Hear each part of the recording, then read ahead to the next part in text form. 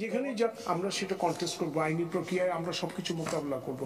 আমরা কাউকে এই যে ডিবি পুলিশ কর্তৃক যে এখানে একটা অন্যায় হয়েছে, এটা একটা প্রতিষ্ঠিত আদালতে ট্রায়ালের মাধ্যমে। আসসালামু আলাইকুম দর্শক, দেশ ও দেশের বাইরে থেকে যারা এই মুহূর্তে আমার ভিডিও ওপেন করেছেন সবাইকে অসংখ্য অসংখ্য ধন্যবাদ।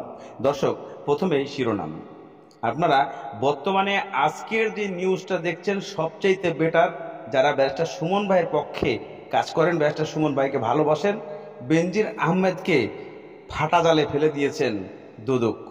আর এই দুদকের কাছে করা মামলায় ফেসে গেছেন বেনজির আহমেদ।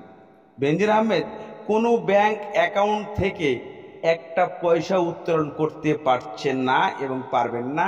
দুদক এই আইন ঘোষণা করেছেন এবং সে 1400 বিঘা জমির কোনোটাই ভোগ দখল করে রাখতে পারবে না। ব্যারিস্টার সুমন এমনই খেলা দেখিয়েছে যা আমি আপনি সবই অবাক হয়ে যাচ্ছি। চলুন আমরা কিছু কথা শুনে আসি ব্যারিস্টার সুমনের। এই যে ডিবি পুলিশ কর্তৃক যে এখানে একটা অন্যায় হয়েছে, এটা একটা প্রতিষ্ঠিত আদালতে ট্রায়ালের মাধ্যমে, বিচারের মাধ্যমে প্রমাণিত হয়েছে। প্রমাণিত হওয়ার পর তাদের ব্যাপারে ব্যবস্থা নেওয়ার কথাও পুলিশের ঊর্ধ্বতন কর্মকর্তাদেরকে বলা হয়েছে, আইজিপি মহোদয়কে বলা হয়েছে। তো এখানে কিন্তু ক্রিমিনাল লায়াবিলিটি আছে, ক্রিমিনালিও মামলা হবে, আদালত নিজেই মামলা করতে পারতেন। এদিকে ব্যারিস্টার সুমন বলতেছেন যে এদের বিরুদ্ধে এখন পর্যন্ত কোনো অ্যাকশন নেওয়া হয় নাই, কেননা ব্যারিস্টার সুমন চাচ্ছে অ্যাকশনটা এইভাবে নিয়ে লাভ হচ্ছে না, তাকে জেলখানায় ঢুকানো হোক। জেলখানা ঢুকে কাঠগড়ায় না ওঠানো পর্যন্ত ব্যারিস্টার সুমন খুশি হবেন না। ব্যারিস্টার সুমন আরও বলে, তাকে এইভাবে জমি জায়গা এবং ব্যাংক অ্যাকাউন্ট বন্ধ রেখে মনের আশা পূর্ণ করা সম্ভব নয়। জনগণ এতে বিভ্রান্তি সৃষ্টি হবে। তাকে জেলখানায় নিয়ে অ্যারেস্ট করে তারপরে কাজ করলে সবচেয়ে সুবিধা। চলুন আমরা কিছু আইনজীবীর সাথে বললেন, সম্পত্তি ক্রোকের আগে সাবেক এই আইজিপিকে ন্যূনতম সুযোগ দেওয়া উচিত ছিল। দুদক যে কাজটা করে ঠিক আছে, কিন্তু আমার মনে হয় যে যার সম্পদ এভাবে ফ্রিজ করা হচ্ছে বা অ্যাটাচ করা হচ্ছে, তাকে একটা শোকজ দিলে ভালো হয়, যে তাকে অন্তত তার জবাব দেওয়ার একটা সুযোগ থাকতে পারে। এখানে বলা হচ্ছে যে এটা অবৈধ উপায়ে অর্জিত বা ওনার ইনকামের সাথে ডিসপ্রপোর্শনেট, বলতেছে ক্ষমতার অপব্যবহার, কিন্তু এই যে অভিযোগগুলি তার বিরুদ্ধে আসতেছে সেটার জাস্টিফিকেশন কিন্তু কম। পারবেন না।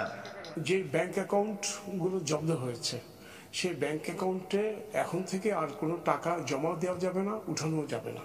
আর যেই প্রপার্টিগুলো জব্দ হয়েছে সেটা এখন পুরোপুরি আদালতের আদেশের নিয়ন্ত্রণে, কাজে এর কোনো ধারে কাছে আর যাওয়ার কোনো সুযোগ নেই। এবং এই আদালত বলেই দিয়েছে, প্রপার্টিগুলো যদি ব্যাহত হয়ে যায় তাহলে রাষ্ট্রের অনুকূলে বাজেয়াপ্ত করা যাবে না।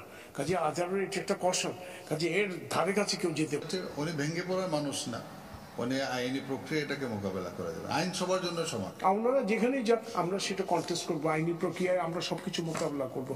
আমরা কাউকে ছাড় দিব না। অবৈধ।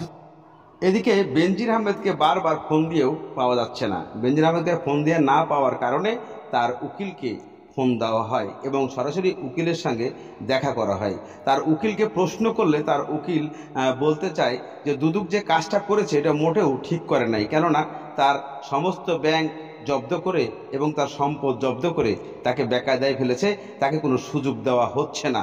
এই কথাটার সঙ্গে কতটুকু একমত আমাদের বর্তমানের দুদকের আইনজীবী খুরশেদ আলম খান।